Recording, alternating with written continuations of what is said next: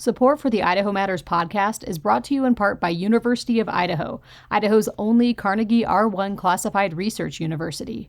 Our Carnegie R1 designation recognizes the discoveries we make that help our forests thrive. It means we're creating more doctors and doing real research to strengthen cybersecurity for Idaho businesses, our energy sector, and every Idahoan. More at go.uidaho.edu/Idaho-is-Idaho. Think you missed too much of the Idaho legislative session to catch up? Not even close.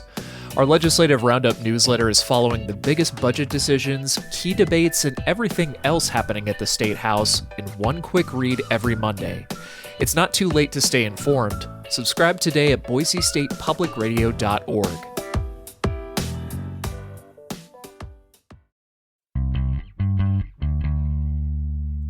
From the studios of Boise State Public Radio News, I'm Gemma Gaudette. This is Idaho Matters.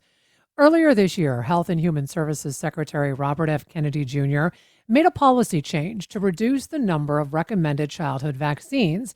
And last summer, he removed all 17 members of the CDC's Vaccine Advisory Panel, replacing them with members, more aligned with his views on vaccines.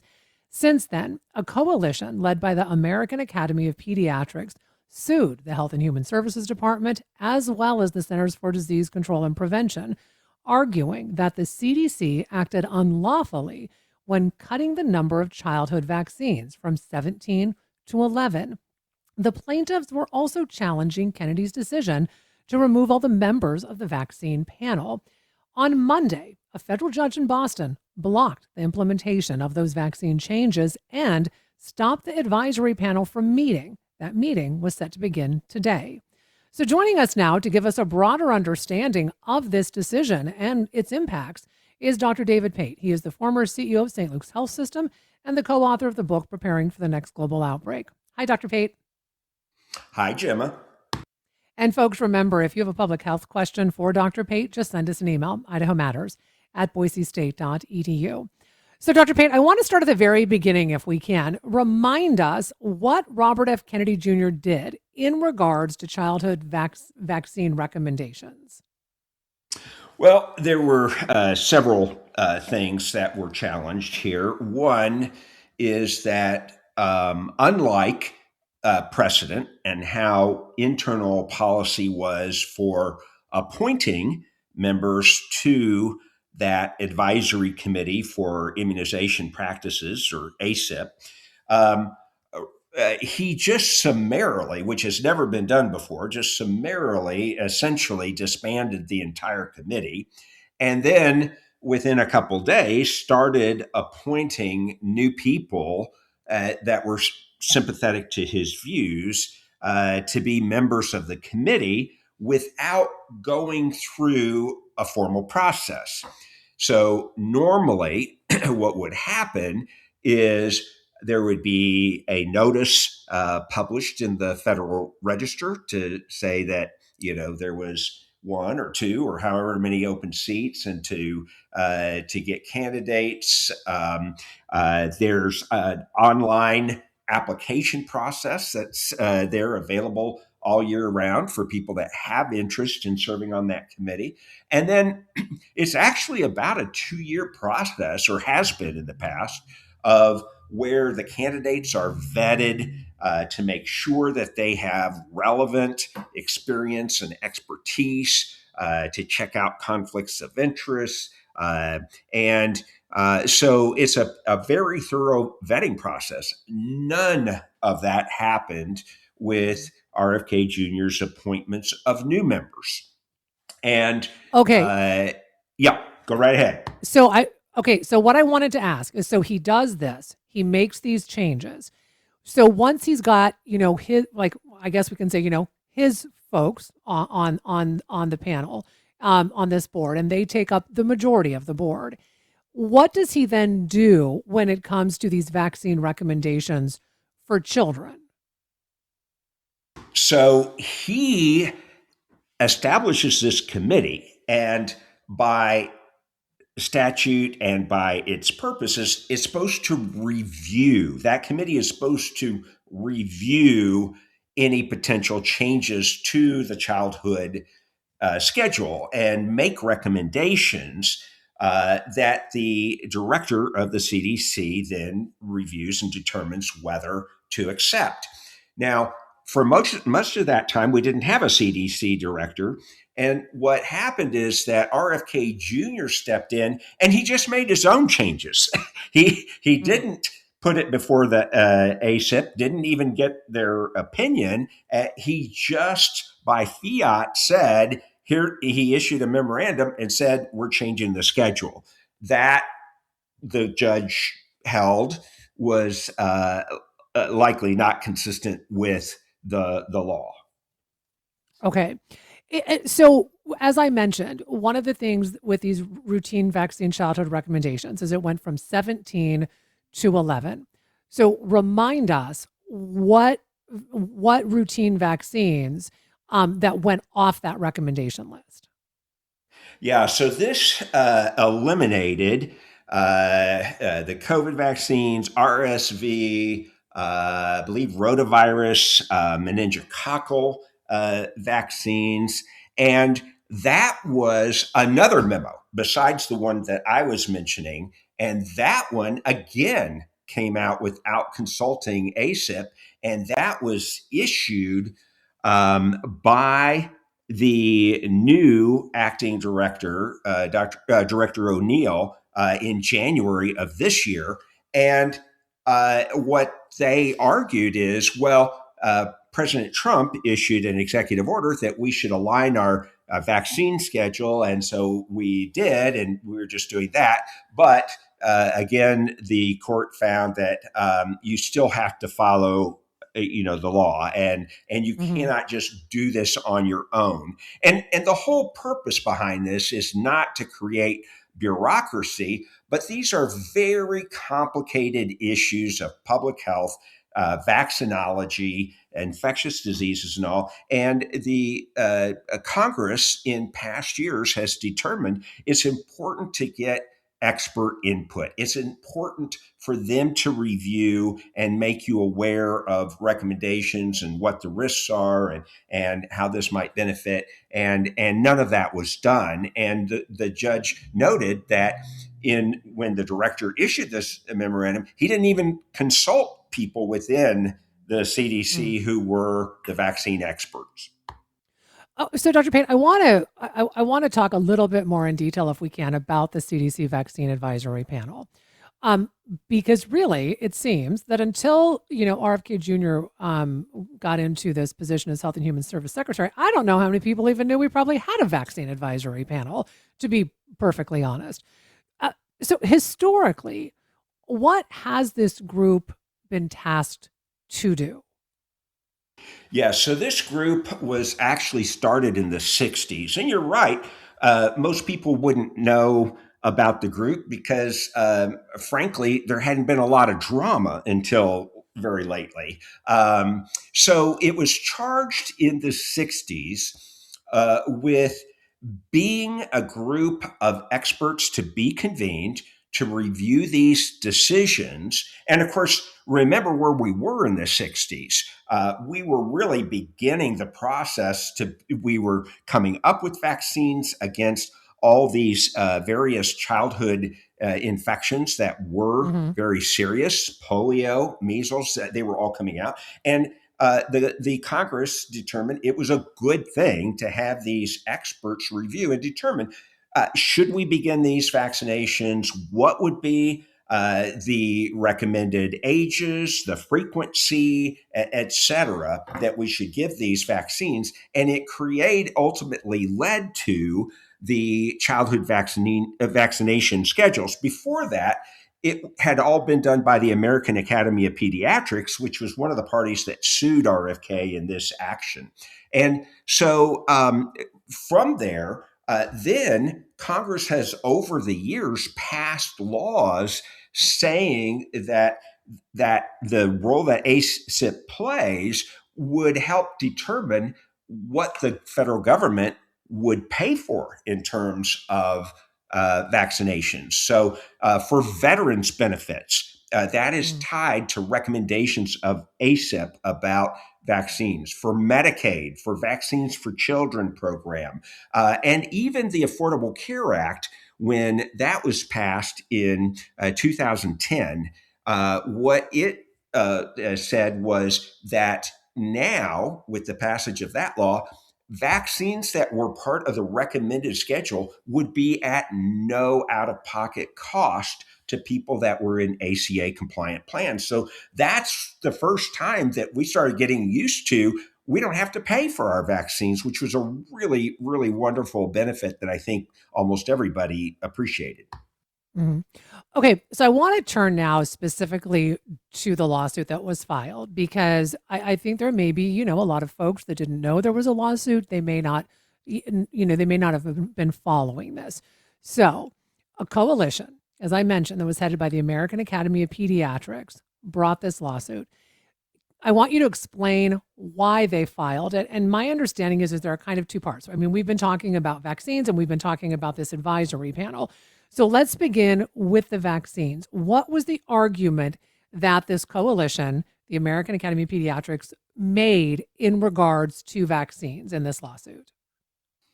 So and let me be clear, that lawsuit is still ongoing. What this decision that you've mentioned was a motion in conjunction with that lawsuit to say to the judge, hey, this is so serious, so egregious.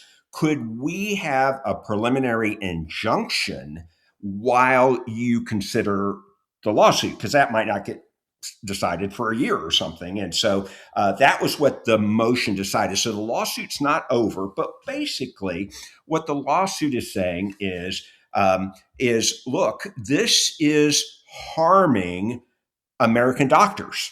It is harming pediatricians and family physicians and primary care physicians of all kinds that administer these vaccines, because it's creating public confusion. It's now taking a lot of their time to try to explain and sort out just which recommendation should people follow, which should they not. And it's requiring a lot of time, and that's uncompensated time. So the doctors are actually being harmed by this, but the public is being harmed. And this is going to cause resurgence of vaccine preventable illnesses. And not only that, but the historical practice and the way it's set up, ACIP is set up, is that they are supposed to consult with those groups that are impacted by the committee. So, for example, the American Academy of Pediatrics used to be a group that was involved in some of the work groups, would have the opportunity to provide input into decisions. And their argument was that's not happening anymore, and we have an interest in it, and that's the way Congress intended this to run, and it's not running that way. So then the lawsuit also argues that removing the 17 members of the CDC advisory panel, ACIP, produced a panel that was dominated by vaccine skeptics. And they argue, the plaintiffs argue, this is in violation of federal law that governs advisory bodies. So explain that part of the claim to our listeners as well, and why it matters. Right. So most of what we've talked about was a law called the Administrative Procedures Act, which just sets out how government is supposed to function. But there is another law called the Federal Advisory Committee Act, or FACA, that says, look, in an effort at transparency and in an effort to improve the functioning of these committees, you should include people who are experts, people who have knowledge and experience in the fields that these committees are going to be advising about regulatory issues. And The American Academy of Pediatrics argument is, and those that joined that lawsuit, and frankly, the opinion of most of us, the majority of mainstream physicians is, while these people on the committee are saying that they are highly qualified, very few of them are. They. It's not to say they may not have qualifications in their area of practice and in their training, but that's not infectious diseases, vaccinology, immunology, and so forth, which is the applicable areas of expertise here. And the judge indicated that, in fact, the defendants had not shown that most of these were experts in the field. And so the judge put a halt on their appointments to the committee as a consequence. So on Monday, this federal judge stops the policy changes from being implemented. The injunction also stops the advisory panel from meeting today because they were supposed to have a meeting today and tomorrow. I want to make it very clear the judge did not make his rulings by basing it on saying that this policy is wrong or that this policy is unsafe. He based it on legal findings. Dr. Pate, you are a high achiever because you're not just a doctor, you're an attorney.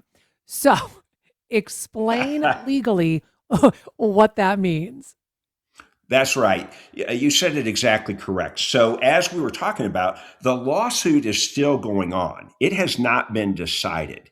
What this was during the pendency of the lawsuit to actually make those legal determinations, the plaintiffs have said, which is the American Academy of Pediatrics and the other physician groups, that, look, Judge, we believe that the evidence will show we have a good chance, not a certainty, but a good chance of prevailing on our claims.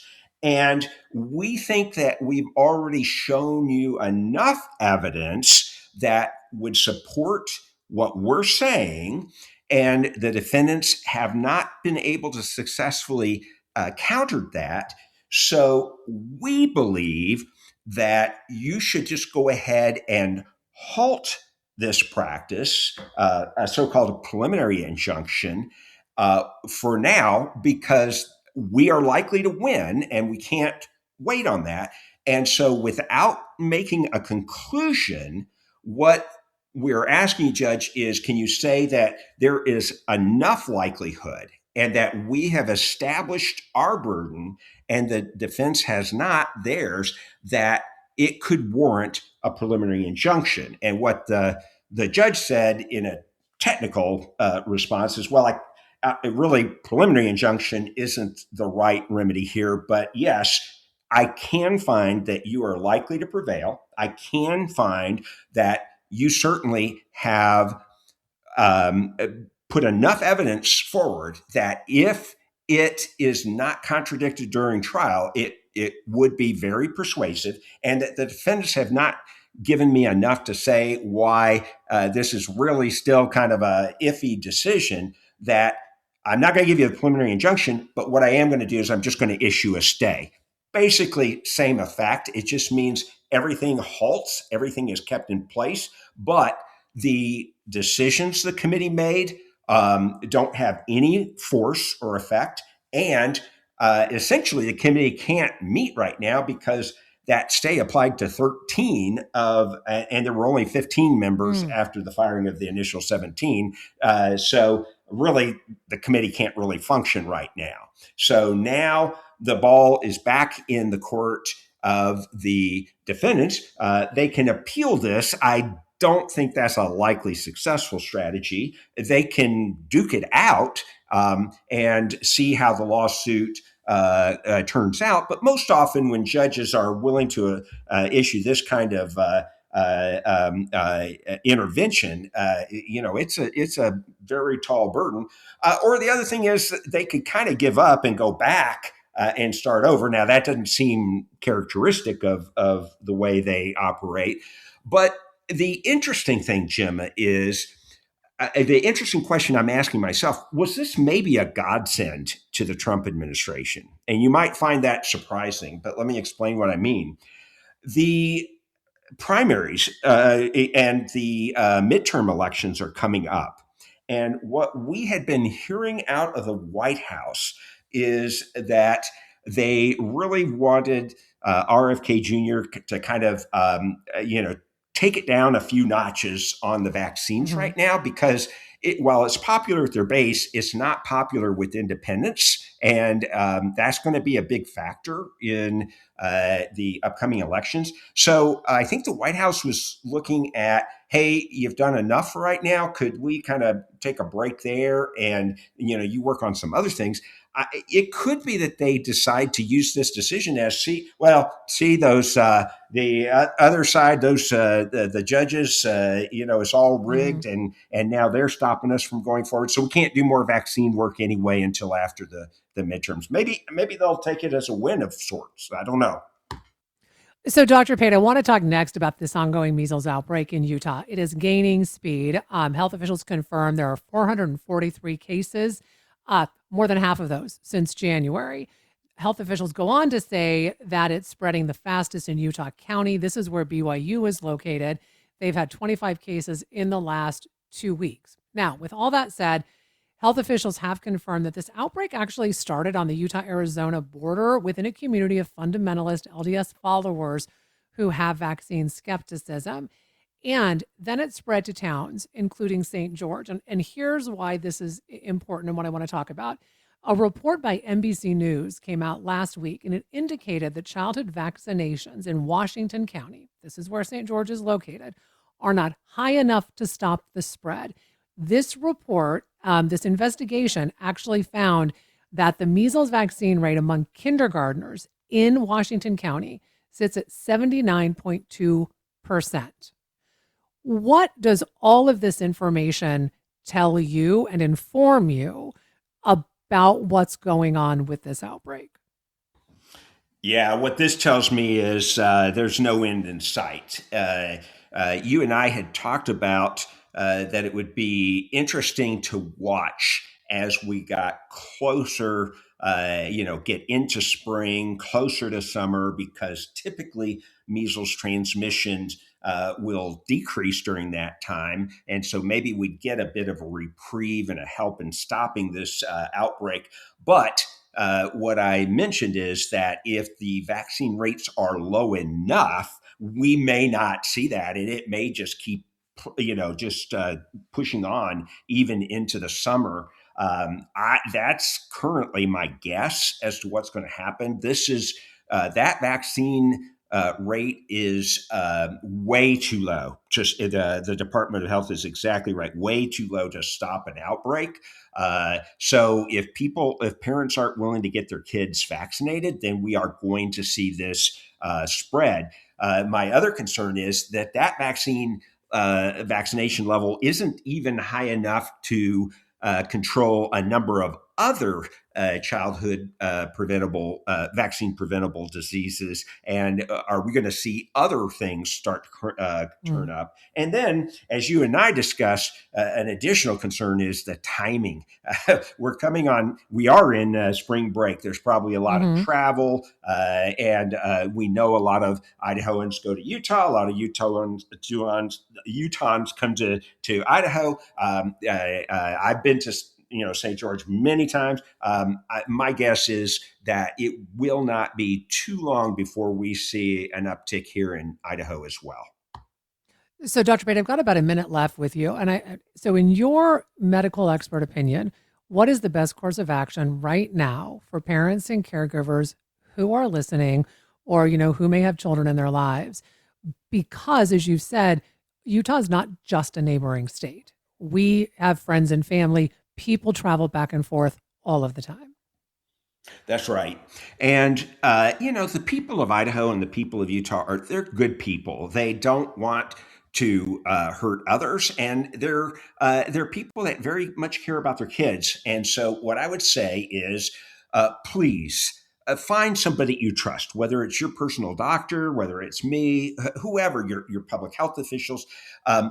I'm telling you, this vaccine is extremely safe. We've used it for decades. And this is the opportunity to protect your child, your family, and maybe others from going through what can be very serious outcome: hospitalization, encephalitis, pneumonia, death even.